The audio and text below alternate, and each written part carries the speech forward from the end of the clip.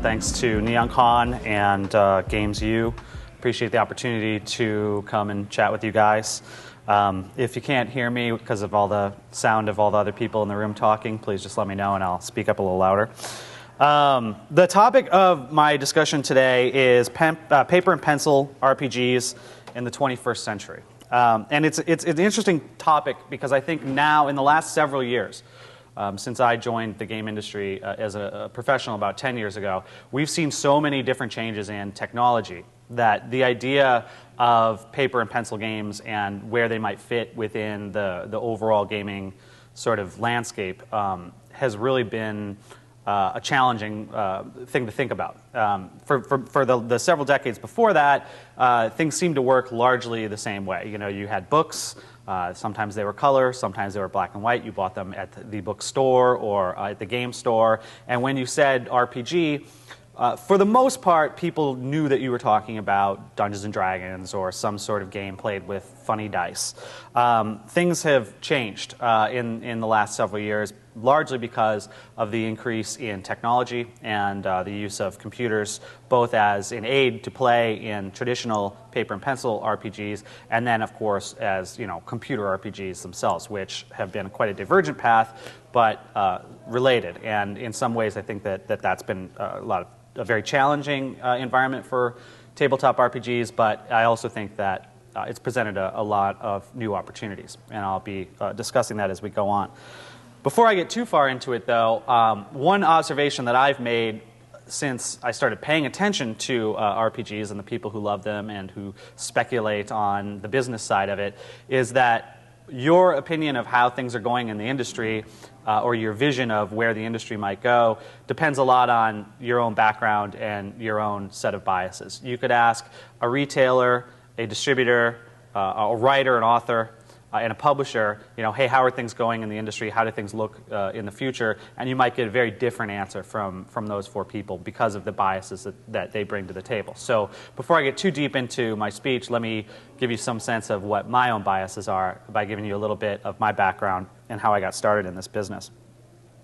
I started playing Dungeons & Dragons when I was a kid. I'd received some of the books before I really had any inkling of what it was. I liked, when I was at 7 or 8, I liked the idea of a book that had statistics, whatever those were, for Thor and Odin and Zeus and all these mythological creatures that I'd been learning about in the books my parents were foisting on me as a child. But it wasn't until 1983 that I really started playing the game. 1983 was, in many ways, a bellwether year for Dungeons & Dragons, and I say that for reasons other than it was the year I finally learned how to play. In 1983 was the first year of the 3-season Dungeons & Dragons cartoon that played on network television. It was a big deal, and in the same way that the Pokemon cartoon in some ways helped to fuel the Pokemon card game, or the Yu-Gi-Oh cartoon helped to fuel the Yu-Gi-Oh card game, the Dungeons & Dragons cartoon really did expose the Dungeons & Dragons brand to a much younger audience than had previously been associated with it. When it started, I think it would be fair to say that D&D, and I'm saying D&D because when it started there were not a lot of other competitors, D&D was largely a game played by college kids and wargaming enthusiasts of many different ages. By the time 1983 rolled around, it was really becoming a cultural phenomenon. I was in grade school. There were numerous groups playing Dungeons & Dragons on in recess. Many of us would sort of hope that it would rain so we could have indoor recess so we could play Dungeons & Dragons. And it really was a pervasive cultural phenomenon. 1983 was also the second highest year for circulation for Dragon magazine. Magazines are mandated by law to list their circulation once a year. And if you look back over the history of Dungeons & Dragons and Dragon magazine, 1983 had 118,000 copies in circulation for Dragon magazine. And it wasn't 1984 was, of course, the high water mark. That was about 126,000 By the time Dragon Magazine finally was wrapped up and sent into a digital coffin a few years ago, the circulation had shrunk to about half of that size. So it went from the height of popularity in about the mid-'80s to more of a sort of a hobbyist thing, less of a cultural phenomenon, and certainly less of a mass market phenomenon during the time between 1983 and today. In fact, D&D was so pervasive in the early 80s that the way that I learned how to play was at an after-school class sponsored by my grade school. I learned in the school library after school. This was a relatively regular occurrence. I've mentioned it a number of times in editorials that I wrote for Dragon Magazine, and I received a number of different letters of people about my age who said, hey, I learned in school as well. In fact, my colleague, James Jacobs, who's the editor-in-chief of Pathfinder and who is about the same age I am, he's in his mid-30s, he also learned in school, so you couldn't really get away from Dungeons & Dragons at that time. I played D&D throughout grade school and into junior high, playing originally the basic game, got very bored with that. I saw there was a game that had the word advanced in it, and as a precocious young kid, I wanted to get into that as fast as I could, whether I really fully understood encumbrance and all the other the rules. I needed to get myself advanced as soon as possible. So by the time junior high rolled around, we were around 1989 is when second edition D&D came out. So I went from playing first edition D&D, playing second edition D&D. I also added other games to my repertoire, things like Marvel Superheroes, things like the Torg role-playing game, the West End Star Wars game, Warhammer Fantasy Roleplay really was one of my favorites at the time. So played a lot of games. Then I went to college. Really had kind of a hard time on my return from college since so many of my friends who I'd previously played with had moved away. I think it's an experience a lot of us deal with as we transition from sort of being kids to being adults. I had to then find a group of gamers. So not being able to do that very easily, I really started going to conventions and became involved with the RPGA. The RPGA is still around, still the largest organization of role-playing gamers, largely is a marketing arm for Dungeons & Dragons now. Then it was a little bit more open, a lot of other games, but I was there primarily for the D&D. And the RPGA played throughout that, and then finally I had an opportunity to join the RPGA staff in 1999. Right before Gen Con, came there and had what was one of the most eye-opening experiences of my professional career, which was to get to sort of see the ground zero of the launch of a new Dungeons & Dragons edition. D&D, still the flagship of the RPG business, and the third edition game it really felt like at the time, it was at the cutting edge. It was a very exciting time to come into what at the time was a very exciting, very vibrant company filled with a lot of the old guard still from TSR, so you had a lot of the stories about how things used to be, and then some of the new blood coming in from Wizards of the Coast and from elsewhere, and there was really a very creative environment at the company at the time.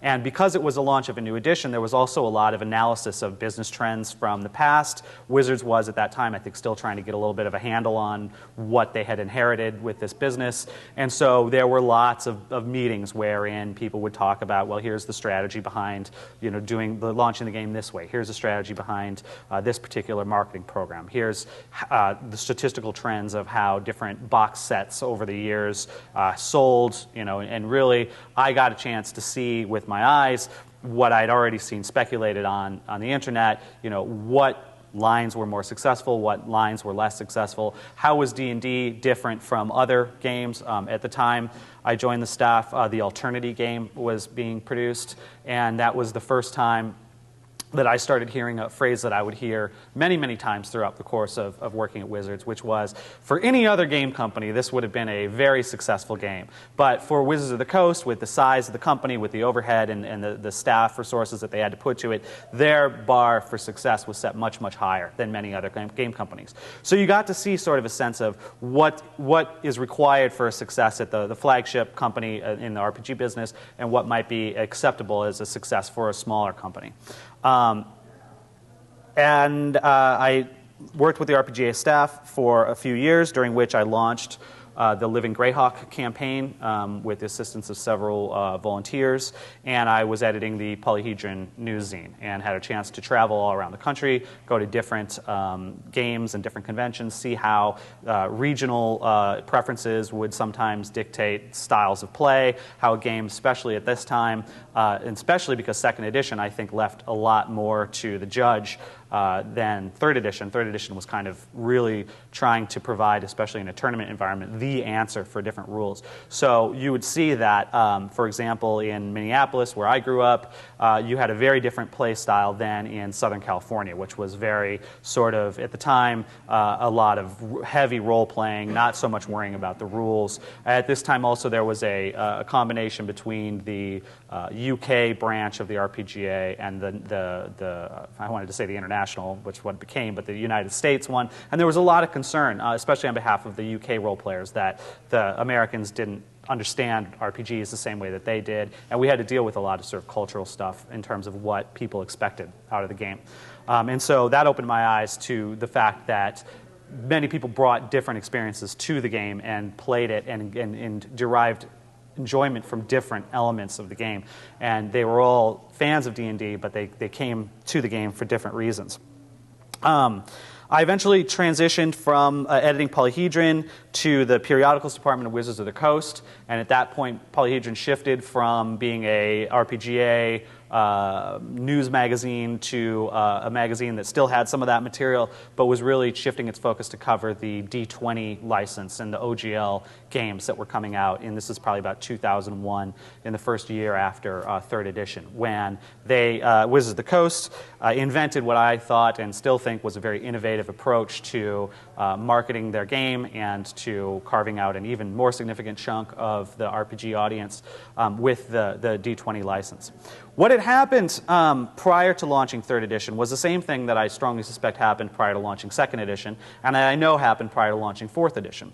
And that is that over the years during an edition cycle, starts with great enthusiasm, but then, you know, after you've covered kind of many of the main topics, it starts to get a little bit harder to get the customers to pay for the same material over and over again. Wizards had with third edition, had focused so much on a rules focus, leaving really the adventures to other people. They then, I think, were having some difficulty selling, you know, the 8th fighter book or something to the same audience. So you have to relaunch the game. And so what they did in 2000, spearheaded by Ryan Dancy and the brand team for Wizards of the Coast, they decided what they were going to do was embrace the open system development schemes that were being used for things like Linux and other software companies, and open up the rules of Dungeons & Dragons under some very generous, frankly, guidelines to be used by other companies, so that other companies could plug into the largest and most effective customer network in the business, which is the D&D audience, and they could expose their brand and they could get a chance to write stuff that would tie into D&D. It was phenomenally successful, at least for a few years. Many established players in the business eventually put out D20 material, oftentimes bringing their own brands to the D20 rules, and with varying degrees of success. But the retailers really got in on the act and ordered a ton of this D20 material. That eventually would kind of come back to bite them in the butt when Wizards put out Dungeons & Dragons 3.5, and all of a sudden there was a perception among the audience that the correct assumption that a lot of the D20 material was substandard, especially compared to the professional efforts from folks like Wizards, and B, that it was now suddenly incompatible with the 3.0 material. And so at that point, the distributors and the retailers were stuck essentially with a great mass of D20 and OGL products. This is oftentimes referred to as the D20 glut. And the stores, retail stores in this business, always reticent to discount product that doesn't move. We're stuck with a lot of money tied up in inventory of products that it seemed that nobody wanted. So what happened was there was a boom in the business as a whole around 2000, 2001, and going up to the 3.5 era. A lot of other companies shared in the success of the very, very successful launch of 3.0. What ended up happening was, while that had some short-term success, all of the companies in the industry who were participating in that sort of married their destinies to that product cycle of a D&D edition that I was talking about earlier. So as the audience started filling up their bookshelves and had a bunch of 3.0 stuff, they slowed their buying patterns for the official D&D stuff, at the same time slowing their buying patterns for OGL and D20 stuff, and it became a somewhat difficult business for all of us.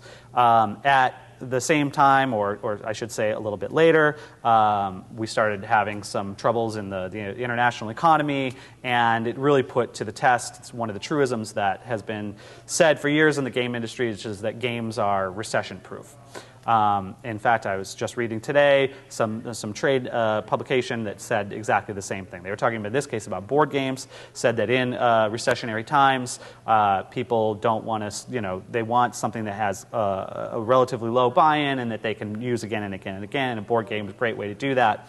And that had been sort of the established fact in the RPG business as well. And then with the D20 glut, with the economy going down, and with that marrying to the end of the third edition life cycle, you had kind of a trifecta there that really has depressed role-playing sales across the board.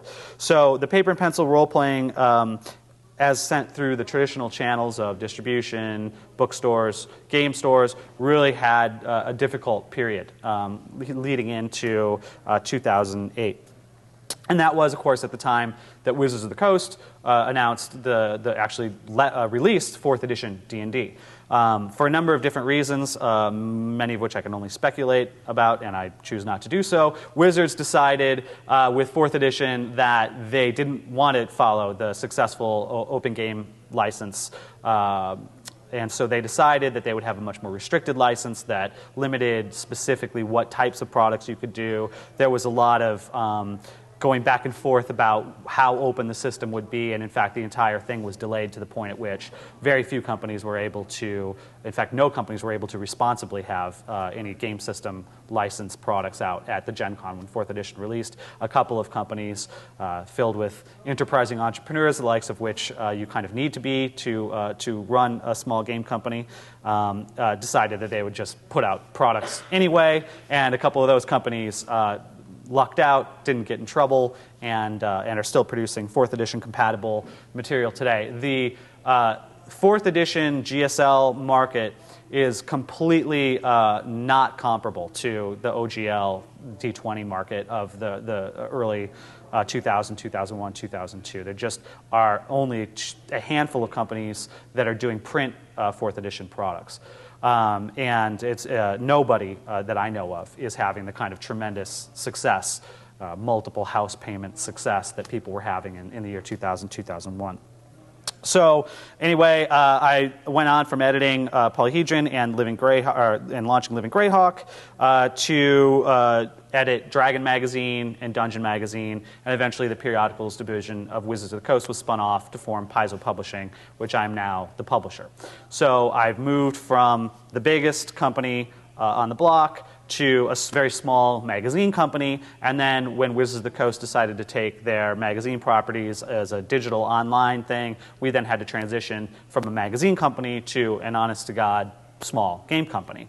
We just released in August the Pathfinder role-playing game, which uses the 3rd edition open game license and sort of retools and represents the rules, allows us to continue to publish the Adventure Path campaigns and adventures that we've been publishing for several years, and it has been a tremendously successful launch for us. We sold out of our first print run of the game before it even hit our warehouse. Second print run is coming in this week, actually, and looks as though it's going to go in its entirety right back out into stores again.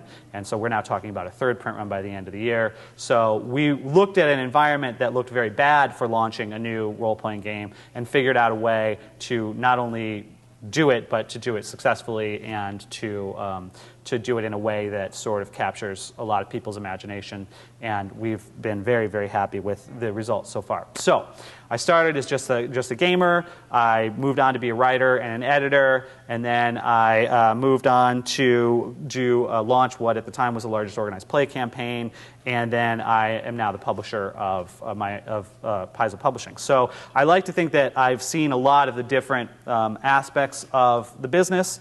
I have not worked for a distributor. I've worked a lot with the distributor, so I feel like I have a pretty good understanding of that business, but my biases are not necessarily a distributor's biases. Formerly, before I joined this business, I managed a retail store that was not a game store, so I in some ways have some sympathies for the challenges of a retail manager, but I have not managed a retail store. So I come at it from the gamer, the writer, and the publisher side. The distributors and the retailers probably have a slightly different point of view on a lot of this stuff, and I hope that some of them will come to GamesU, and I'll be sitting in the audience listening to the things that they have to say. So anyway, that's me. That's where I come from. That's what informs my opinion on a lot of stuff that's happened in the last 10 years and what I expect to happen in the next. So at this stage in the game, paper and pencil role-playing games have been around for about 35 years, since the launch of Dungeons & Dragons. And in that time, we have faced a number of different challenges on the technological front. As I said in the beginning, when games just started, you would say, I'm playing an RPG, and either the person you were talking to, assuming they were not themselves a gamer, would have no idea what you were talking about, might think you were talking about a rocket-propelled grenade, or would know that you were talking about a game with dice and monster books and things like that. Nowadays, if you tell a relative or a friend who's not a gamer, oh yeah, I work in games, I work in RPGs, they say, oh great, do you do it for Xbox or do you work for PlayStation? In fact, it's kind of a funny truism when I talk to a lot of my friends in the game industry and we talk about having conversations with relatives and friends. Very frequently, it will say, it'll be exactly that. Hey, I work in gaming. They'll say, oh, great, my kid just loves, World of Warcraft. Is that what you do? And many, many of my friends just say, yeah, that's what I do. I work in computer games. It's a little easier than explaining the 35-year history that I've just glossed over here. So just the term RPG itself has been almost completely co-opted in the public imagination to be a computer game. And so in some ways, I think the hobby of paper and pencil and tabletop gaming is a much smaller part of the overall RPG business, which is largely a computer-based business right now.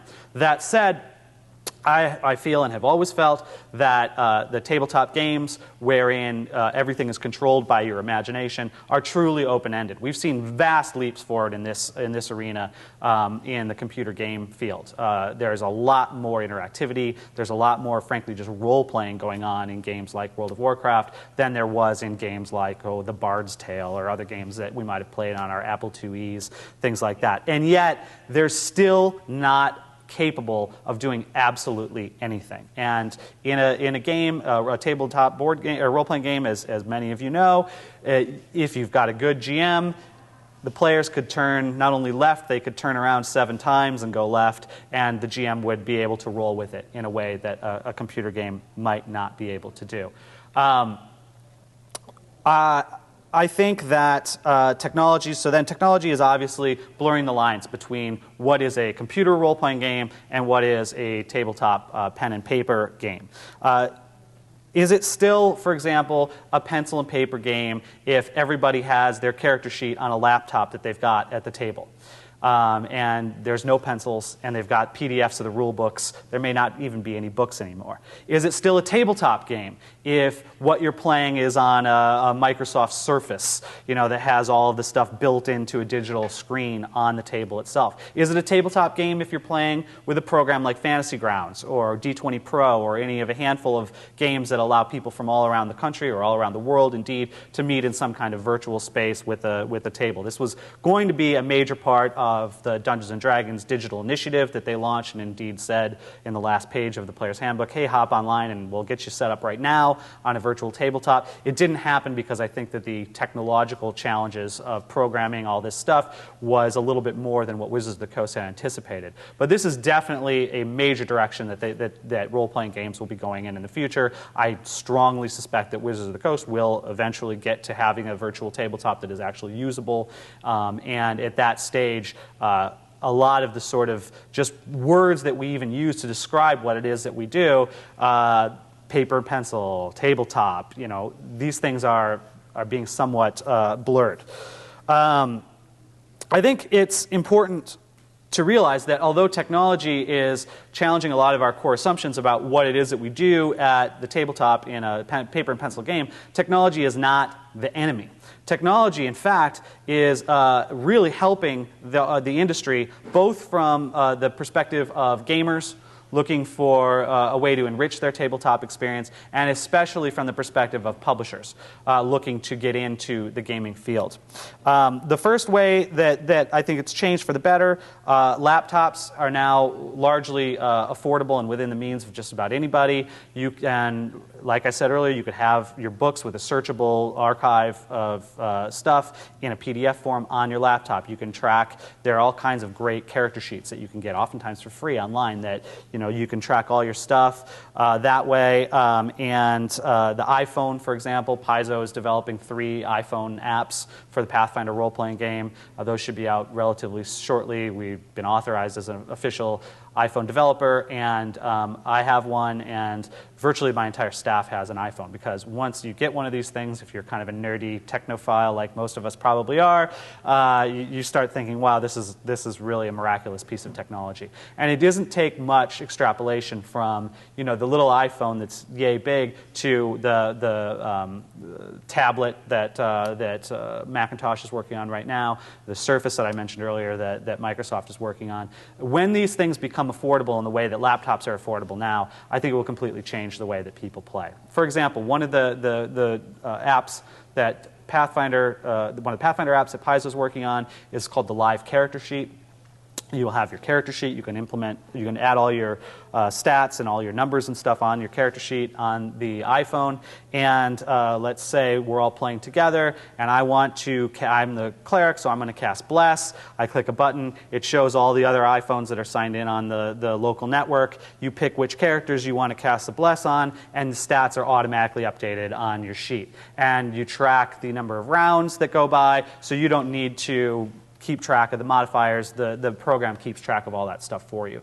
So it's still relatively elementary, but if you start thinking along those lines, you start thinking about, okay, so all of a sudden, instead of jotting down the note and folding it up and surreptitiously passing it to the GM saying, I want to pickpocket Stan, you just send a little private message to the GM. It pops up on his portable device, and nobody's the wiser, and next time Stan reaches into his pocket, he finds it unfortunately empty.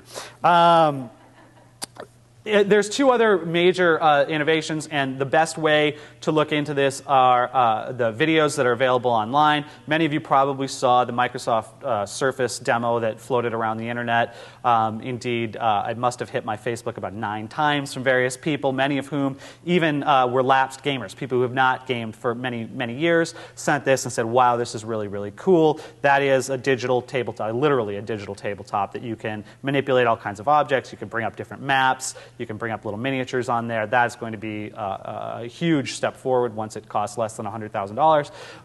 And I think that the implications for that, for our hobby, is clear. The one that I'm even more excited about, that I think is perhaps a little bit more theoretical at this time, but has even more fascinating demos that you can see online, is something called an augmented reality game. These are things that work oftentimes through some glasses or something. We could all be standing around this table, and you would see a castle at this table. You could walk around the castle. The castle stays the same. The version that's available online that you can see a demo of is got a whole city being besieged by zombies, and you've got like a little gun, and you kind of are shooting the the zombies before they can attack the villagers or the city folk. And looking at that, all of a sudden my mind just started reeling about what the possibilities for tabletop games are. There was a revolution a few years ago in miniatures technology where pre-painted plastic miniatures became affordable for the first time, or at least affordable for customers. It remains to be seen how affordable they are for the companies that make them. But the pre-painted plastics really opened up the whole miniatures hobby to a lot of people who weren't interested in painting, who weren't interested in the collecting part of it, or the craft part of it, I should say. But they're good enough. A lot of times they look even better than good enough. Sometimes they're better than someone with not a lot of artistic talent might even be able to produce with paints, and certainly saves a lot of time. So if you think that that was a major step forward and a widening of the possibilities on the miniature side, just think of what will happen when everybody can look at the same table and have literally three-dimensional guys running around the table. You cast a fireball, it explodes, with a cool graphic or something like that. This is a lot closer than I think a lot of people realize. There are functioning demos, not tied with tabletop games yet, but there are functioning demos where you can run through the halls outside and have zombies coming around corners, interacting with the real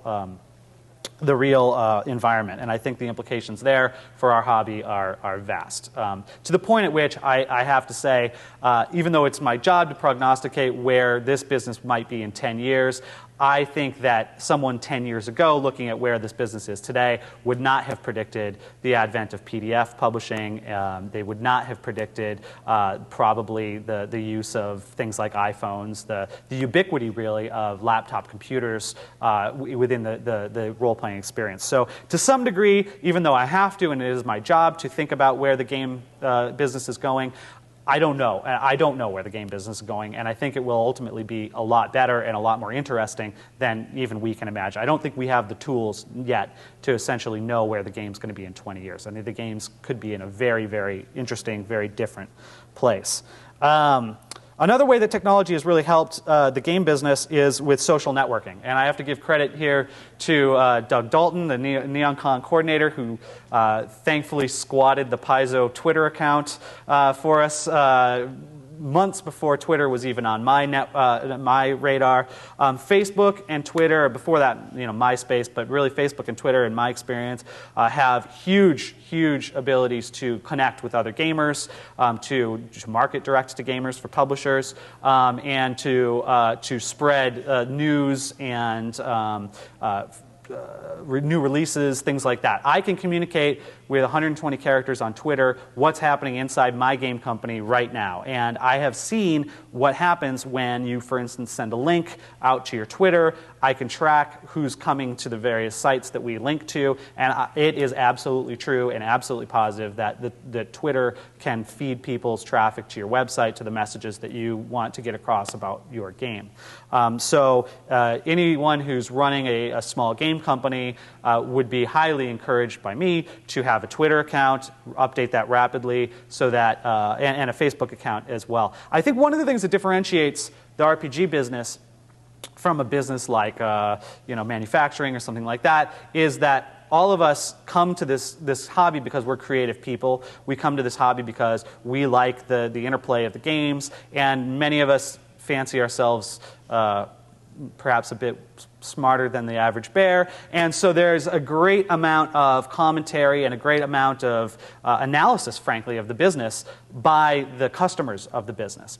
And there's a much greater sense, at least when the companies are smart and do it effectively, there's a much greater sense of connectivity, I think, between the customers in the RPG business and the manufacturers in the RPG business. At Paizo, for example, we encourage our employees to spend time on our company's message boards. There's a weekly chat that the fans have actually put together that we oftentimes will try to go into. We do not view that as something above and beyond our job. We view that as part of our job. The community relations element of the Paizo thing is very, very important to us, and I think that it has been a major influence in the successful launch of Pathfinder, especially the lead up with Pathfinder, where we put the Pathfinder beta playtest rules up for an open playtest. Anybody could download those and then come to Paizo.com, give us their commentary, and we would implement that change and feedback into the game itself. So we gave the fans an opportunity to participate in the creation of the game, and that created a bond with many of those people that translated then into sales. I think also, just as a minor thing, things like internet interfaces make it a lot easier to do like conventions and register for conventions. It used to be, when I started going to conventions, you would have tickets on pegboards, and you'd have to have all kinds of, there's a huge rigmarole, big giant lines. Now a lot of that stuff's being done in advance of conventions with pre-registration, and it's making the administration of events like this a lot easier than it was in the past. So these are tools that help to spread the word about RPGs, help to bring people together, and help to bond the fans with the creatives and the business folks who are making the games. Lastly, and I think this is a major, major, major one, probably the biggest innovation in our field, that I can think of actually, and that is the advent of PDF publishing. It wasn't very long ago when I was accepting an award at, I think, the second or third Annie Awards ceremony at Gen Con, when I said, sort of half-jokingly, thanks for buying all of our books, because if you didn't, we'd probably just have to, wander off and be some kind of PDF publisher. The idea being that PDF publishing was, in some sense, kind of a ghetto at that time, which frankly it kind of was, but nowadays spearheaded largely by folks like Monty Cook, who was one of the first with his Malhavoc Press to do the Book of Eldritch Might and a variety of other very highly anticipated, very well-received products through the online format. The online format has really exploded. There are now definitely more PDF publishers than there are print publishers, and it's easier than ever before for players to find a game that appeals to their specific interests. You can, through PDF publishing, produce a game, sell a game that you might not be able to make a profit on with a real print run, but that you could make a profit on because you're not handling the distribution costs, the printing costs, all that kind of stuff. So PDFs have really been a huge step, I think, forward for the business. I also think that as RPGs as a category have softened for a lot of game stores, PDFs offer a smaller publisher a kind of an end run around a somewhat overly skeptical or maybe even hostile retailer and distributor environment, and allow them to go right to the consumer. And so from the perspective of a creative guy who just kind of wants to put out products, PDFs have been a godsend, I believe. Another thing sort of semi-related to PDFs that's been a technological step forward is the advent of print-on-demand technology. Things like Lulu. I'm not sure anyone's made a lot of money on Lulu just because of the way they price it, but there are ways to do very short print runs for products now that can be profitable. You do not have to. A lot of the major offset printing houses, the types that we use, you're looking at minimum print runs of 5,000 before they'll even take your phone call. And the simple fact of the matter is very few RPG products today sell 5,000 copies. It just doesn't happen very, very frequently. Of course, Wizards of the Coast, Paizo, White Wolf, some of the larger companies that you might see when you go into Barnes & Noble, they probably are operating in some cases on above 5,000 units, specifically for their core rulebooks where you can get quite a bit above 5,000. But for the average small company just starting out, to sell 5,000 copies today in today's environment would be a phenomenal success story. Looking over some of the historical trends prior to putting together the notes for this speech, I realized that some Wizards of the Coast employee around 2000 who chose not to be identified at a collector's site called the ACEUM, ACEUM.com, for collecting Dungeons & Dragons stuff. He sort of gave a rundown of what the print runs in the various eras of the company had been. In the 80s, they were looking at 50 to 150,000 copies going out of some of the modules that many of us could probably name, by heart: Temple of Elemental Evil, Tomb of Horrors, things like that. Some of the modules that came in the box sets, like Keep on the Borderlands, Isle of Dread, these had print runs in above 1 million. So we've gone from huge, huge, huge numbers at the cultural phenomenon of the early 80s to really relatively smaller numbers in today's environment. I think there's a lot of reasons for that. Much more competition for people's interest and time just in games in general. Many, many more opportunities for other companies to come in. Back in the early 80s, D&D was really the main show, and so in some sense the other companies have cannibalized, I think in some ways, D&D's audience. So I think in a strange way it is in some sense more difficult to get a print product into role-playing game stores than it has ever been before, but it is also easier to be a role-playing publisher than it ever has been before. And the PDF revolution has been a major influence there. I want to bring up one other thing that is a trend that I've only really started to appreciate with the release of the Pathfinder role-playing game and seeing how the numbers work and talking to distributors. I think that you cannot underestimate the power and importance of Amazon.com in our business. In many ways, high-end RPG core rulebooks are tailor-made for Amazon's business model. They are expensive enough that Amazon can knock off a significant discount off the book, and the book will still qualify for free shipping.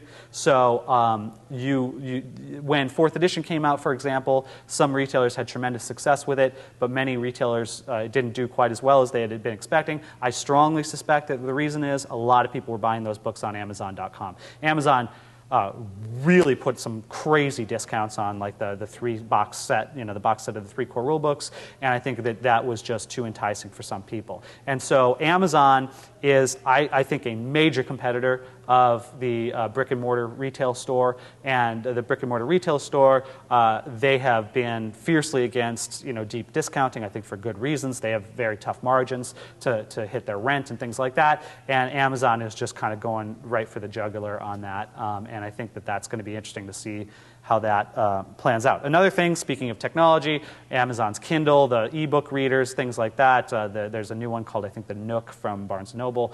These things are going to be a major part of our future in the book publishing business, and it remains to be seen how much the RPGs will be a part of that, but I think the implications are obvious.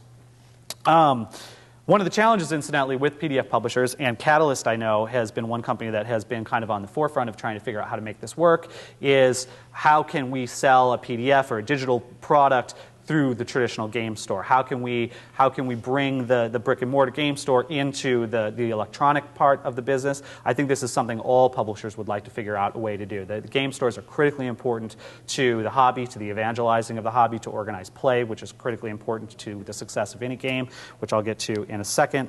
And so trying to find a way to do that without just sort of saying, well, maybe you get a code or something that then someone could throw online, and all of a sudden publishers are on the hook for thousands of free PDFs. So at some point, someone's going to figure this out, and I think that's going to be a major boon to brick-and-mortar retailers and a major boon to really all the tiers of the game business. Okay, so it's difficult to get your books in stores, but it's easier to be a publisher than at any time.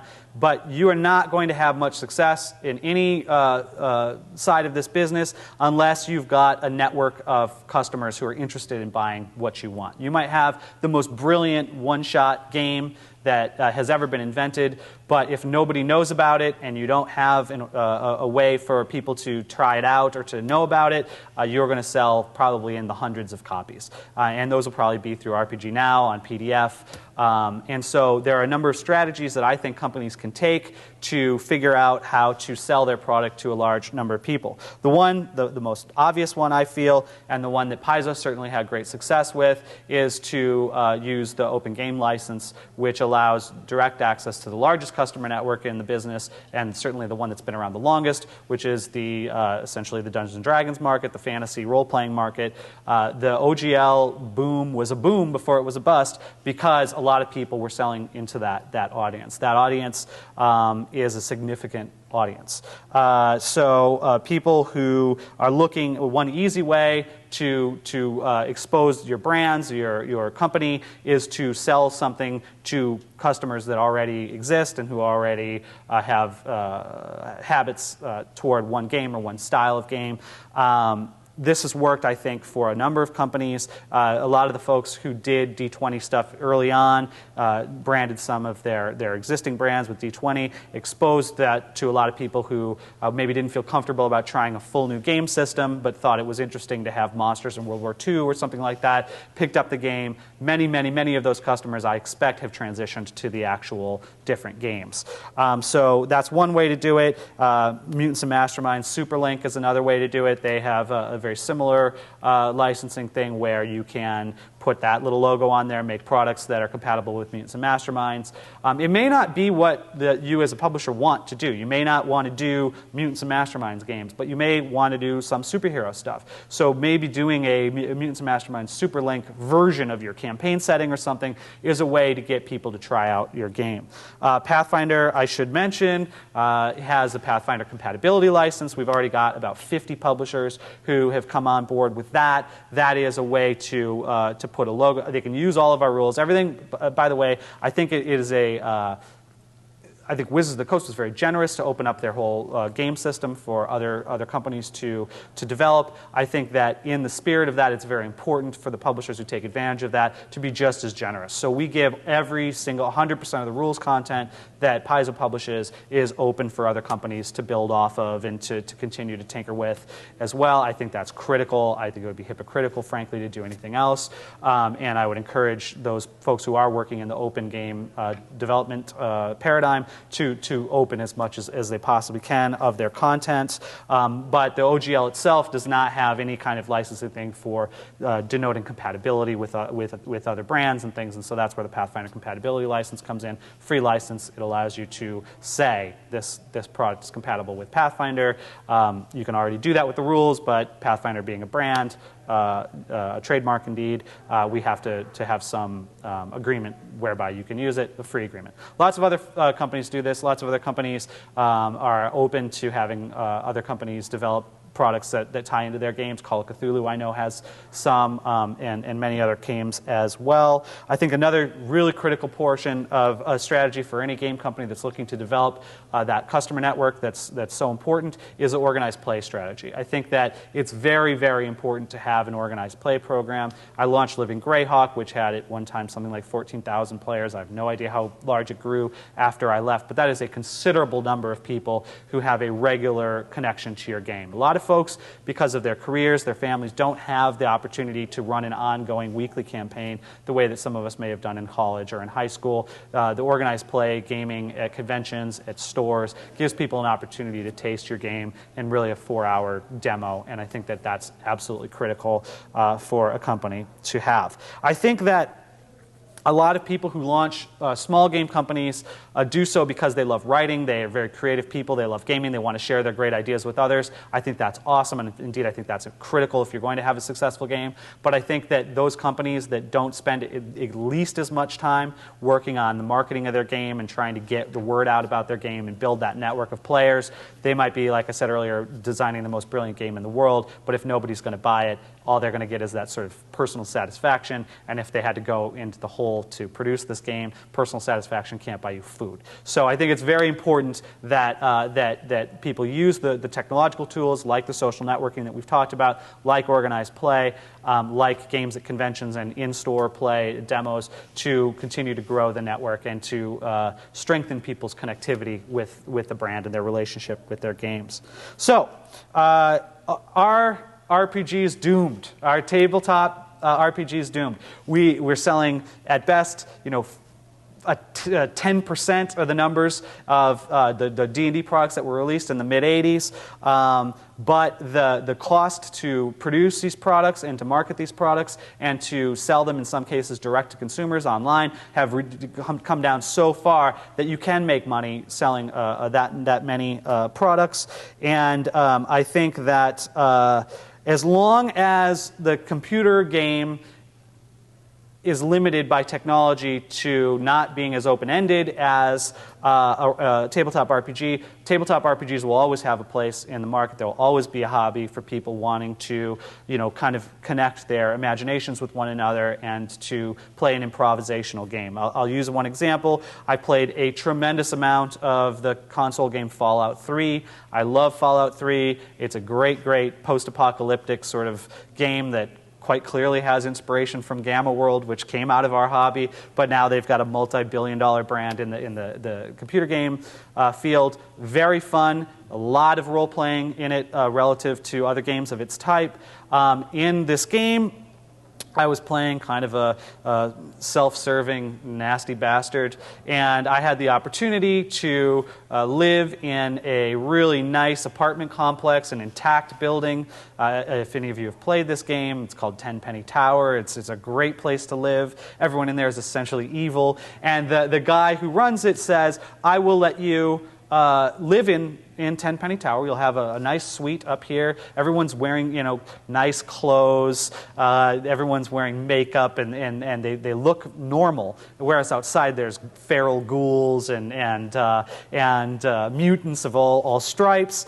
And the insane sort of cackling old man who runs this place says, I'll let you live here, but you just got to do something for me. You've got to detonate this nuclear bomb in this good town called Megaton. If you do that for me, if you push the button and annihilate everybody in this village, you can live in the lap of luxury. So me getting deep into my character, I assure you I was only role-playing. I said, that sounds great. Luxury is very important to me in this post-apocalyptic world. And so I was happy, or at least I was willing, to do that within the context of the game. Now, what I kept thinking of was that in a role-playing game, in a tabletop role-playing game, I had the opportunity, if I wanted to, and assuming the GM was amenable, I could maybe pick a couple of people that I knew from that town, and I could say, hey, you might want to be out of town on next Thursday, or, and I could change the fate of these NPCs, essentially. But because the storyline of Fallout 3 is sort of hardwired and is not open in the same way that an interactive game is open, I didn't have an opportunity to do that. It wasn't even one of there was no options when I would talk to the people in the town that said, you might want to save your skin. It was all or nothing. Push the button, everybody dies. There's nothing I could do other than sort of follow the storyline. And I think that as long as video games are that limited, I think there will always be a role for tabletop, what we call pen and paper role-playing games. I think what will end up happening is that the change in things like the Surface, things like portable iPhone technology type stuff, I think it will blur the lines even further between, to the point at which you can never, at some point you're not going to really be able to differentiate as easily between the types of role-playing that we're all doing and the types of role-playing that are assisted by computers and networks and things like that. How long that's going to happen, I don't know. But I think there's hope, and I think that we've had tremendous success with Pathfinder. I was speaking to one of the major book trade distributors last weekend at the World Fantasy Convention, and he told me that with the end of the life cycle of 3rd edition and the launch of 4th edition, that the bookstores were getting nervous about the RPG category in their stores, and as a section in the bookstores. They were getting nervous because it was really becoming a one-man show. There were no brands other than D&D that were kind of drawing the sales, and that of maybe 5 or 6 years ago, and a lot of the buyers for places like Barnes & Noble, Borders, were starting to kind of question how much they wanted to take, not only of D&D, but of really anything. But there was, in the last several months, since August, there's been the triple punch of the Dark Heresy Warhammer 40,000 role-playing game from Fantasy Flight, which was, I believe, an instant sellout and did very, very well for them. The Pathfinder role-playing game, which was an instant sellout for us, did very, very well for us through all the channels, through retail, through direct sales to customers, and through bookstores, and then again Fantasy Flight put out the Rogue Trader Warhammer 40,000 role-playing game, and they have a monstrous $100 Warhammer Fantasy role-play box set that is going to shock you guys when you see the actual size of the box, which I had an opportunity to do at a trade show the other day. I imagine that product will do very well. So, like any business, success breeds more interest, and now with multiple successful lines, the bookstores at the very least are feeling very, very positive about the future of the RPG category. I'd like to read from you a relatively self-serving supplement or a section of a industry trade magazine called ICV2, one of the few independent news and analysis vehicles for the hobby trade. And they kind of comment a little bit about this, at least in terms of what the effect of Pathfinder has been on the RPG core. And I'll just read this to you, and then I will open up for any questions for our remaining time. It says, RPGs turn around. For the first time since the launch of D&D 4th edition, there were uniformly positive comments on the RPG category in Q3 2009 from distributors and retailers. While D&D is still king, as one distributor put it, the launch of Paizo's Pathfinder has energized the category. Pathfinder found an instant audience and has sold phenomenally well, a distributor said. Pathfinder caused a huge pop of interest. Blackman of Dragon's Lair told us, Pathfinder is a nice shot in the arm. Fugue of Gnome Games said. That's a prominent manager of a game store. GTS, which is a distributor, Calhoun, said Pathfinder sales were approaching those of key D&D titles. Pathfinder's doing extremely well. He said it's approaching players' handbook numbers if it would stay available, which we're having some trouble with because of the huge demand. He says we'll have a much better idea after Christmas if it's going to be the type of book that's going to sell every week like the player's handbook. And then this is very interesting. Pathfinder is also having an effect on other titles. Pathfinder's shoring up some of the older Goodman Games stuff, some of the older D20 modules, the distributor said. Now they have a continuing value because there is a cool rule set that can be used with them. And there may even be a halo effect on unrelated titles in the RPG category. I think the outlook for RPGs is different, another distributor told us. We've got larger stores saying, you know what, I haven't done this in a while, but I need to restock Mutants and Masterminds. What's available? Give me one of everything. Or Palladium, the same thing. Or Shadowrun. Another bright spot, and then they talk about the Geist game from White Wolf, which is another successful launch in the last few months. We've finally had a nice sustained period with a number of successfully launched games. And in the case of the Pathfinder RPG, we really followed the formula that I've been outlining here over the last hour. We used technology through our open playtest to bring the connectivity of our audience to the rules as they were developing, which made them, and indeed truthfully made them feel as though they were a major contributor to the rules themselves. That made it a lot more likely for people to purchase. We also gave away the PDF for free. A lot of retailers thought that was a huge mistake and that we had essentially, I received a fair amount of hate mail from retailers who said, you have just priced your game at $0. We're not going to make any money off of this. And now, of course, they're saying, when can I get the second print run of Pathfinder in my store? We launched the Pathfinder Society Organized Play campaign the year before the launch of the Pathfinder role-playing game, which furthered people's connectivity to the brand. And we are continuing to innovate with competitive pricing of our PDFs. You can buy the core rulebooks for $10 as a PDF. My feeling, and this is a somewhat controversial point because a lot of retailers, again, feel that is cutting into their business. My experience is actually that a significant part of the PDF market, if not the majority, are actually buying backup copies for a hard copy that they already own. They want a searchable copy. They want a copy that they can take with them on their laptop on a trip. They want something that they can have at the table. And many, many people, I think another significant cohort of the PDF audience, were feeling maybe like, especially if they owned 3.5 or if 3.5 wasn't their favorite system, they weren't willing necessarily to spend $50 on a big hardcover book, but a $10 PDF, that was an acceptable taste for them. They then purchased the PDF for $10. Many, many of those people have then graduated into buying the print version of the game. So by following some of the steps that I've outlined, we were able to successfully launch the Pathfinder role-playing game in August. I'm still trying to figure out what the final number of copies of this this thing will be able to sell. It is going to be far in excess of even our expectations, certainly far in excess of the expectations of a lot of the retailers and distributors in this business.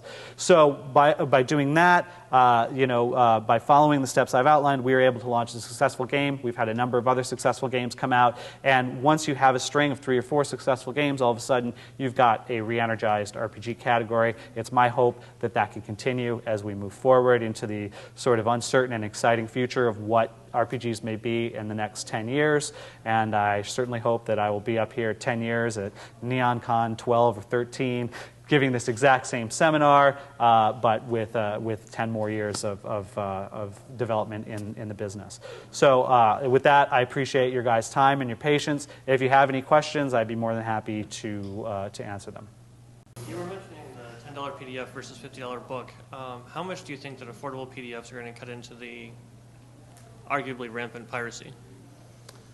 I think it's probably significant, actually. I think piracy is an interesting subject and quite frankly, one that I don't like to really spend a lot of time thinking about. I think that if the recording industry of America can't stop online piracy of digital files, there is nothing that a company the size of Paizo can do. I think let me put that differently. I think there's something putative that a company like Paizo can do. I think there are a lot of proactive steps that a company like Paizo can do. I think it's important to us, what I was saying earlier about how it's part of all of our jobs to spend time on our message boards, spend time interacting with the fans. And in fact, when I say part of our jobs, I think most of the people, the creatives anyway, who work at Paizo work 50, 60 hours a week. I think that they're more than happy to spend an hour or so a day interacting with the fans, because after all of us are fans ourselves, and so we understand that impulse. And I love the give and take. I love it. You know, some people have come to me at the show even and sort of grudgingly said, "Hey, you know, I've got a tip about how I think you could improve the flip mat or some product, you know, that didn't quite meet up to their expectations." And there's a certain skittishness on behalf of the fan because they don't want to offend me, but for my sake, I love that kind of feedback. We don't get that kind of feedback for all of our products, and so even negative feedback allows me an opportunity to, when we're doing a similar product in the future, to change that. So we have a very open relationship with our fans. I'd like to think that we've created the type of environment on Paizo.com where people don't want to rip us off, where people would prefer to support what we're doing than just get it for free. I think that with a $10 PDF, for example, particularly for the core rulebooks, I think that that's not a tremendous amount of money. I think a lot of people are willing, in the same way that I think people are willing to pay $1 for a song on iTunes, I think that they're willing to pay $10 to sample a game that they might otherwise not have purchased. I think a lot of people, quite frankly, do pirate PDFs, and I think that many of them do it as a way to sample stuff, and then they also then go out and buy. I'd like to hope that they go out and buy the product. So I think that by being proactive, we also do watermarking on all of our PDFs, and so it's very difficult to hide the fact that you have leaked your PDF online. We routinely find those things, and then we cancel those people's subscription, make it impossible for them to buy any new stuff from us. Whether or not that overall is very effective, it is kind of literally the least we can do, but we do that. And so by making it affordable, the other PDFs right now at this point are 30% off the cover price, and I think that that's fair, because I think that by the time you're thinking about buying, you know, Pathfinder number 37 in PDF format, you already have a relationship with the brand, and that material already has a certain value for you. Another thing that we do actually that I didn't mention, but that is a significant part of Paizo's success, at least in the direct sales channel, is that we have subscriptions for all of our lines, and with the subscription you get a free PDF. So by getting a subscription, in the case of the Pathfinder Adventure Path at a 30% discount, you receive a free PDF. So that has encouraged a lot of people to subscribe, and then that makes it a lot easier for us to know, okay, at the very least we're going to sell this number of copies. That helps us set the print run, and it helps us just have a much more sustainable business. So so there's a lot of ways, I think, to make pirating actually, you know, not the first choice for somebody who's on a budget or who just wants to test out the game. Any other questions? Yeah, I was just wondering if you're looking at alternate media other than PDFs, like you were talking about tabletop and things like that. If Paizo was looking at possibly distributing some of their games in a format that would allow that sort of We have game? been talking to some people who do programs with like a virtual tabletop kind of a thing, where you might be able to, in addition to downloading a Pathfinder Society scenario, you might get a packet of information that would have all the stat blocks from that scenario, maybe some of the imagery, the pictures of the monsters and things like that, so that if you were running a game online with your friends from all around the world or whatever, you'd push the button and then the picture of what you were fighting comes up. All the maps are programmed into the program. So yeah, we're in the opening stages of looking into some of that stuff. In terms of the Surface or the augmented reality, that's a little bit outside of our abilities and means, right now. But we have been talking with those guys. We've also partnered with a few of the character sheet type companies, like PC Gen has a full Pathfinder data set that you can use. The Lone Wolf's Hero Lab is the same way. They showed me a demo at Gen Con using the Pathfinder rules, and I was blown away actually by the quality of that and the ease with which you could create stat blocks and build your own characters and things with their program. So we've been very very friendly and oftentimes provide some of our content for free for those people to use, so that our fans can use their programs to enhance their games. So it's something that we're definitely keeping an eye on. Was there a particular format that you were curious about, or? No, I was just curious if you were looking in that direction. Yeah, we're looking in that direction. I don't know how many steps we've taken in that direction as of yet, but yeah. Obviously, if Wizards has trouble doing it, I can understand. Yeah, I mean, I think one of the problems that beset the digital initiative is that they tried to do the whole thing in-house. They're a game company. They're a publishing company and a card game company, essentially. It's only been relatively recently that they've been trying to take their own steps into that digital arena. And obviously, it's very challenging and somewhat different set of skills and planning than what you might need to do board games or a card game. So yeah, if they're having trouble with it, I know Paizo would have a very difficult time doing it on our own. I would think that if we were going to do something sort of formal and official, we would much more likely partner with an existing company, and we've had some preliminary discussions along those lines, but it'll be a while before anything seriously comes out of it. Any other questions? Okay. All right, guys, I hope I've entertained you over the course of the last hour. I really appreciate your attention. I'll linger around a little while if you guys have any personal questions or anything. I'm happy to hang out and chat with you guys as long as you'd like. So thank you very much, and go get some lunch.